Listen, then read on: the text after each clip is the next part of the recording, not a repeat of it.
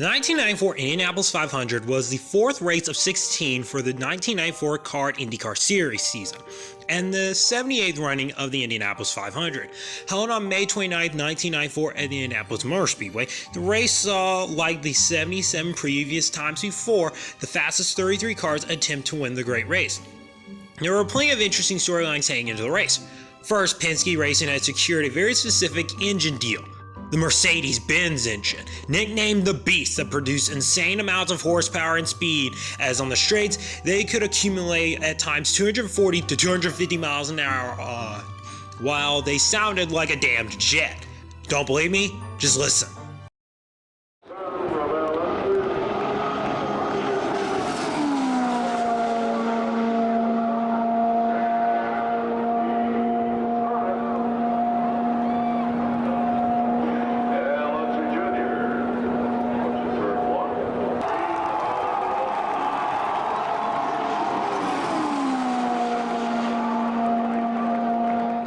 This would make pole sitter Al Unser Jr. and, to his outside and third, Emerson Fittipaldi easy race favorites. Their teammate, a young Canadian named Paul Tracy, would also be considered a race favorite since he was running the same engine as his teammates, although he was starting a bit farther back. Bobby Rahal was back in the Indy 500. What the fuck? After missing the race in 1993. Nigel Mansell, an F1 World Champion and the reigning Series Champion, and his ever aerodynamic mustache looked ready to give the race win. Michael Andretti was back in Indianapolis after a year away in a disastrous Formula One attempt. His father Mario was in his last Indianapolis 500, where dream could be potential, as he was also starting in the top 10. Then there's the late great John Andretti, who was attempting something very few thought was possible: the Indy Charlotte double, as he was full-time in NASCAR by this point and was running the Indy 500 as a one-off, where if the Indy 500 went well and he finished around 3 hours or so, he would be able to get to Charlotte in time to run the full Coco 600. Also in the field was the pre-double attempt and pre-batshit insane Robbie Gordon. Jimmy Vasser was also in his early kart era running this race. Ryan Boycell was starting second in between the Penske cars, which was big because he had almost won the Indy 500 the year previous in '93. There was also two major rookies that were starting in this race. First was the son of F1 legend Jules Villeneuve in his pre-controversial days, Jacques Villeneuve, while Adrian Fernandez, the Mexican, was making his first Indianapolis 500 start. As Little Al enters into the short chute with his jet engine, he leads the field of 33 to take the green flag. As they are now, the crowd is going crazy. They're picking up the pace. Little Al picks up the pace. Raul Boycell drops back just a bit as the field flows toward the green flag now off the fourth and final corner. Dwayne Sweeney has the flag, and the green flag is held. Oh, look at that start. He gave him the green just as they passed underneath. And Little Al jumps to the lead. Aerial bombs fire off over the top of the track to indicate the start of this great race. Bobby, I couldn't believe that start. They were totally out of line. I could not believe that he gave that as a green start. Danny Usack was considering stop, but then they decided maybe it was halfway decent. They decided two cars were up, Boycell didn't just keep up. But as they went through turn two, everybody was smooth and in good shape. Well, and Bozell's dropped back to about sixth spot. He really got pinched in at the start. I'm sure he's fired up. Al Unser Jr., the first pole sitter to lead the first lap since Rick Mears in 1991. Little Al holds on to the lead the first lap as a very unorganized clusterfuck of a restart, as you heard Usack had thoughts of calling off the start and redoing it, but in the end they decided to let it slide. Little Al and Fittipaldi already have started pulling away from the pack early on in the early laps. After 5 laps, leaders have already a multi-second lead over the rest of the field. As ABC is about to do a cut to commercial break, We've got a yellow. We've got a yellow. Dennis Pizzolo running slow there. And something on his nose of his car. Hard to tell what it is. Looks just like a stream of paper or tape. Dennis Vitola just loses it off turn 4 and does a simple 360 Danny Sullivan style and keeps it going straight. Back from commercial break in the field has come back to green. Mario Andretti and Arie Luyendyk continue to battle for fourth. A piece of Jacques Villeneuve's car came off and actually hit Nigel Mansell in the face. Luckily, Mansell is sound okay.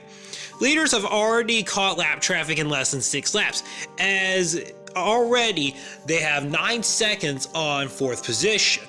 After 20 laps, Little Al has almost a half a straightaway lead on Fittipaldi. At the end, who knows? Yellow lights just come on. And it's Roberto Guerrero. Roberto Guerrero takes a spin, apparently several of them, and catches the wall, our second yellow of the day. Yeah, and I can see the car right from where I am, Paul, although I didn't see all the spin. I saw the end of it, and the car isn't really hurt. The Indianapolis Motor Speedway decide to have another cruel laugh at Roberto Guerrero, who just loses it off turn 2 and pulls a 180, then spins back towards a 270-degree angle and hits the outside wall, ending his day. He will end up finishing in last. Mario Andretti suffers multiple mechanical issues, but what does him in is a fuel system problem. The dream ends here as Mario finishes in his last Indy 500, 32nd. Paul Tracy has what looks to be an electrical issue as he is still on pit road, but will eventually get on out. During his pit stop, Little Al's car had stalled, causing him to drop to 3rd on the restart. He also has a potential radio issue, a radio issue that will not get fixed. Back from commercial break, and the restart has happened as Little Al has gotten around Michael Andretti, who had restarted 2nd. But it doesn't take long for more issues to arise. It's a very minor Yellow light just flashed on, yellow light. And there's debris everywhere, and cars still trying to avoid one another. Down in turn 1. Looks like one of the Dobson's cars. The Pac West machines. Other car down against the wall is difficult. Mike Groff pinches off Dominic Dodson, causing the two to crash into the outside turn 1 wall. As both cars get destroyed, they will finish 29th and 31st. As they cut from the accident replays, the paranormal shit truly starts. Scott Goodyear has cut a right rear tire from the potential debris from the accident. Turns out the damage did mechanical damage, which was way worse than initially it looked. He will finish in 30th. As you see the onboard of Bobby Rahal's car, there's a shit ton of debris that's flying everywhere. Some of it actually hit Lynn St. James' car that would end up suffering major damage from this incident. She will end up losing over 25 laps as she is stuck in the pits as they try to repair it. She will finish 19th, lowest of the cars running at the finish. Adrian Fernandez suffers suspension damage, likely from the crash as well, as he will finish in 28th. Back from commercial break, and after 39 laps, 7 cars are disgustingly only on the lead lap, as Little Al and Fittipaldi have put an ass beating so far on this field, as the two lead the field back toward the green for the 3rd restart of the race. But look at him now. 1, 2, and about to pull away from Michael Andretti in the red car there at 3rd. And Rails. You can get an idea from how they accelerated from Michael, how much more torque they have down at low RPM, because Mercedes just literally took off from the Cosworth. But boy, take a look at Eddie Cheever as he jumped around Michael and is tearing after the leaders now. And Michael may have a problem. That's the 2nd car to scream past. Michael is having a problem. Michael's pulling the left over here. He's down, Paul. He's having a serious problem of some sort. And they're crowding up behind him as Michael Andretti faltered as they came back to the green flag. And he continues to falter as the field now streams past. Yeah, but that's more of a problem. Jack Aroot, you have an update? Yes, Paul, he's radioed in. He has a flat tire. He's going to have to come on to pit road. Tough break for Andretti. And that's something you can't always feel when you're under the yellow. You don't. It happened while he was under the yellow. More bizarre things occur as Michael Andretti suffers a tire issue and has to pit 1 lap after the restart. He then stalls on pit road after the stop, bleeding even more time. A. Cheever Jr. and Nigel Mansell are giving black flags for pitting under the caution coming out of pit road. The double attempt man John Andretti is now up to 3rd as Fittipaldi starts to pull away from Little Al, who himself has over 5 seconds on 3rd. Robbie Gordon stalks Raul Boesel as Boesel gets held up by a lap car. Through that. Raul Boesel, he goes a little inside, Danny. And look at that, he can go. I've never seen anybody today run around the outside like Robbie is. That is total confidence there. I just started to mention he's got to try to pass him on the outside. Whoa, look at this! Look at this! Unbelievable shot. Unbelievable shot. into the first turn. They were drag racing. Now we're looking back from Bozel's car. Whoa, what an unbelievable view. Gordon lost speed with that out. Yeah, I guess this is where Robbie Gordon's batshit insaneness started. On lap 53, Marco Greco suffers a suspension issue that will leave him in 27th. Green flag pit cycle begins as Bobby Rahal and Arie Luyendyk both pit. The Penske's have now a 20-second lead over the rest of the field, as Villeneuve gets around Andretti while Little Al pits, but stalls again for just a moment, as Fittipaldi pits as well and will actually avoid stalling. Villeneuve is the leader, but hasn't pitted yet. He is the first non-Penske to lead the race. Back from commercial break, and Villeneuve has pitted and is nearly a lap down. Boisel hits pit road as he gives up second to Little Al, and the Penskes are once again 1 and 2. Back from commercial break, and the Penske cars of Fittipaldi and Little Al have lapped the entire damn field in 75 laps. Not to mention, Little Al is 20 seconds behind the leader, as Fittipaldi has been running laps at times of 250 miles an hour down the damn backstretch, which is damned ridiculous. Both Penske cars and Scott Brayton hit pit road for their pit stops. As the cycle continues is when all hell breaks loose. Saturday at 4:30, 3:30 Central on ABC's Wide World of Sports. A crash, Bobby. Crash down in turn 1. One car. One car, that's Against all the there wall, is. down to the inside. The crews are already there.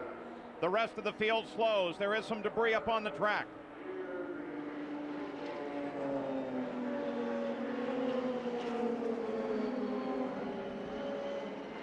Masuda. Hideki Masuda, the first rookie to qualify, first car to go out in qualification. I just happened to be looking up, Paul, at the track as this happened. It looked like he just lost the rear end coming off, spun, hit the wall. Doesn't look like it was all that bad. The spirit overhead for that shot. There's the replay. Lost it coming off at turn 1, slammed the wall, and then just slid down to the inside. But again, look at all that trash that flies off the track around there. We got to watch for flat tires from the other cars. That's the biggest fear that they have. Bobby, how much trash is down in that area as we look at another replay of this accident? Really doesn't look that bad. Guys, sorry to interrupt you. We got another one up here in turn 3. We have another accident in turn 3. This is an accident after the yellow? Yes, they're down here. It might have been that debris that we're talking about. He might have lost a tire. And that's John Paul Jr. There's a flat tire that you can see. Most likely. That doesn't mean it was caused by the debris, but Danny's probably right. They run over debris, they have a flat tire, they go in the next turn, and wowee, the car just takes off. Well, Bobby, that's exactly why I asked you, because and look at this. Paul Tracy. Smoke out of the Mercedes of Paul Tracy. Now, Tracy was back in 13th place. He was not probably positioned to win the race. But this could be the first weakness shown by the Mercedes program. All right, let's go back. We'll keep track of Tracy. Here is the car 45, the John Paul situation. Boy, lost it way early. That almost definitely confirms that Danny saw. What's this? What's this? Unbelievable. Nigel Mansell and Dennis Bartolo. Why? How did they get to this point? An unbelievable After the situation. yellow. What is going? The yellow light's been on for several laps. Yes, This is on the pit road. But interesting that Mansell and I think Al Jr. were the first guys through. The accident. Maybe they picked up a puncture too. Yeah, Nigel Mansell decides to get out because there was fire on the back of the car, and remember, this is methanol that's burning, and you can't see it. Sam, that's oil that's burning right there, not methanol. You couldn't see it. It's right underneath the engine there. yeah, but what about Mansell? One of the firemen saw something and went to just totally envelop Mansell. Maybe he thought that Mansell was on fire or saw some of those flames that we can't see from methanol.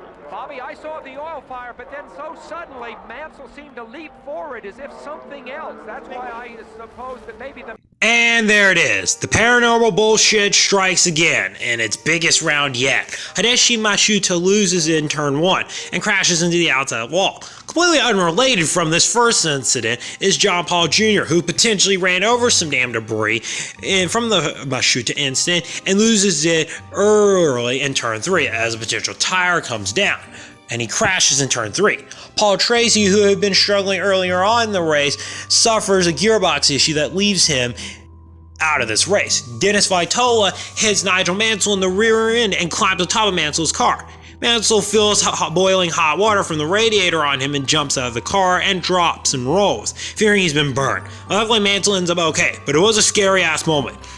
This entire situation gives you something type of feeling that something is very off with this race. Truly paranormal shit occurring. All 5 finished from 22nd to 26th. After a long ass cleanup, Fittipaldi will lead the field back to green for the restart. The halfway point. In fact, as they cross the line this time, it will be the 250th mile and the green flag. Al Unser Jr. rides in second. In third place now on the leader lap is Jacques Villeneuve. Green is out. Here we go. The second half of the Indy 500 is underway.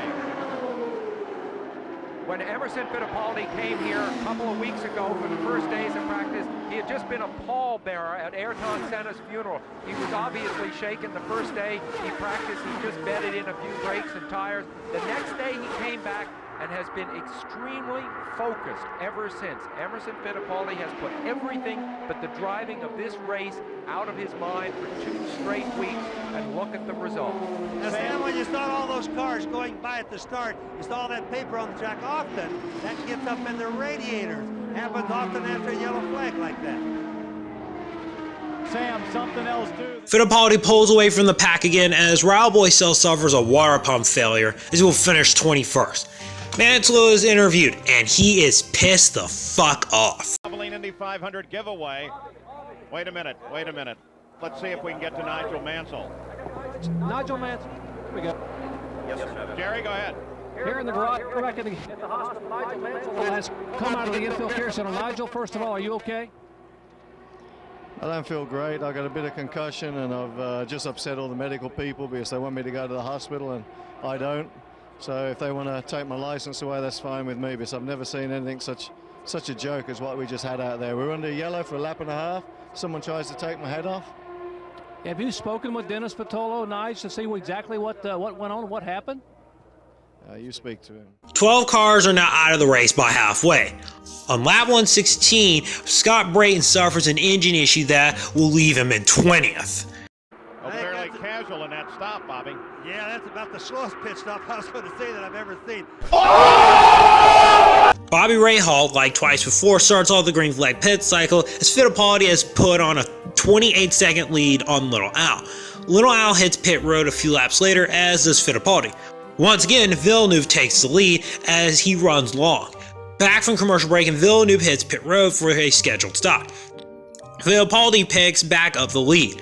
Fittipaldi makes an unscheduled pit stop for debris picked up on the radiator as Little Al now takes the lead. Fittipaldi is now back to second.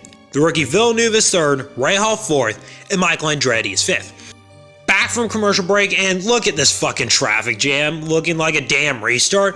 A solid 10 cars in the pack as Fittipaldi has gotten around Little Al to take back the lead. 50 laps to go and Robbie Gordon is now 4th position. Many of the non-Penske teams are trying to play strategy as they believe they will only have to stop one more time, while the Penskes will have to stop for 2. Once for a full load and once for a splash and go. Back from commercial break, and only the top 3 cars are even 1 lap down. Everyone from 4th on back is 2 laps down or further. 37 laps go and Fittipaldi pits for his full fuel load, as does Robbie Gordon. Villeneuve pits for fuel as they believe they could make it on fuel, but it is very damn tight. Little Al pits 1 lap later, so fuel mileage this race could end up very interesting. Fittipaldi is back in front, but does still have to pit. However, Fittipaldi's team is going to try to go the rest of the distance on over 60 lap older tires. As Rahal pits for his final pit stop. Back from commercial break, and everyone outside the Penske cars of Fittipaldi and Little Al have been lapped. Twice! Fittipaldi is putting a second a lap on Little Al. 18 laps to go now, and Fittipaldi has lapped Little Al. The entire damn field has been lapped. But only for a moment, because Little Al gives Fittipaldi a jump scare right past him on the damn outside line. Also, Villeneuve has now gotten back around and is now only 1 lap down. There's a belief that Little Al could conserve enough fuel to make it to the end of the race, but really, it's not going to matter, is it? Emmo is a 2-time Indy 500 winner and an F1 World Champion. There's no way he fucks this up, right? But Sam, the idea there is... Oh, that's Emerson. Yellow comes out. That's Emerson. Emerson. And I just started to say the problem is he can't afford to be down a lap and have something like this happen. He's got to be ahead, and that's the way it turned out. As we suggested, within the last 20 laps, the last 50 miles, and Emerson Fittipaldi brushes the wall on lap 184. You should hear the crowd.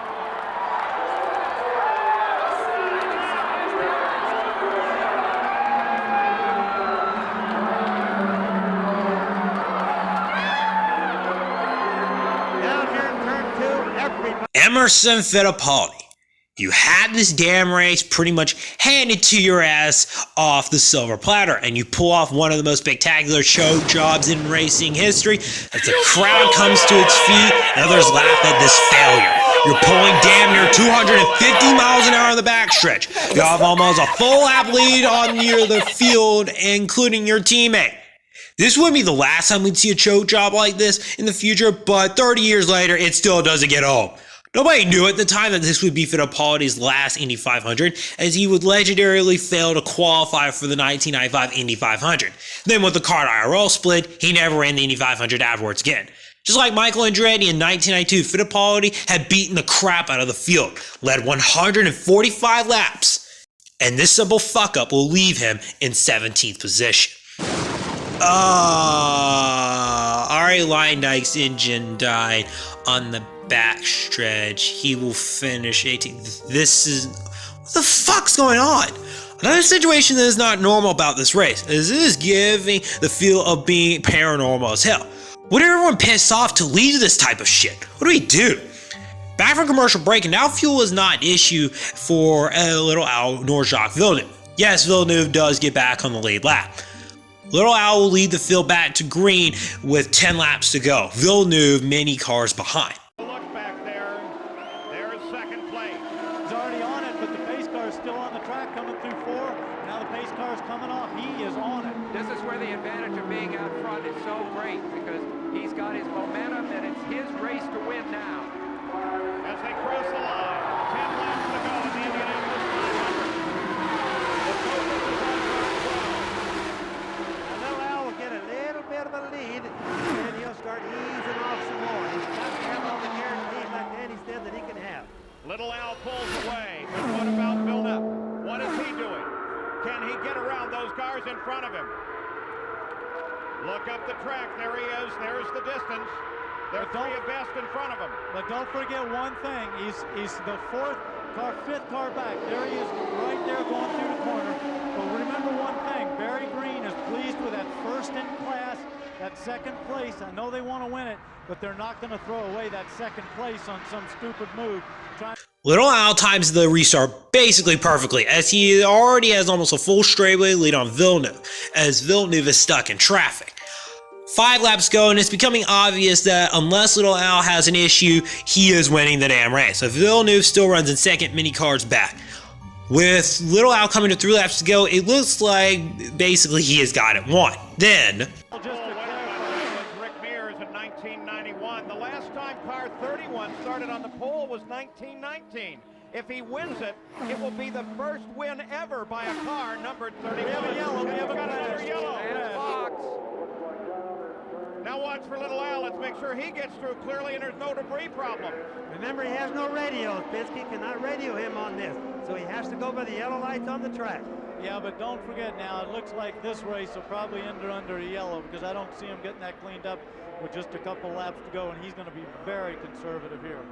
Stan Fox gets high in turn 1 and hits the outside wall with the right side of the car, ending his day with a 13th place finish, as Stan Fox had actually been running in the top 10 at this point.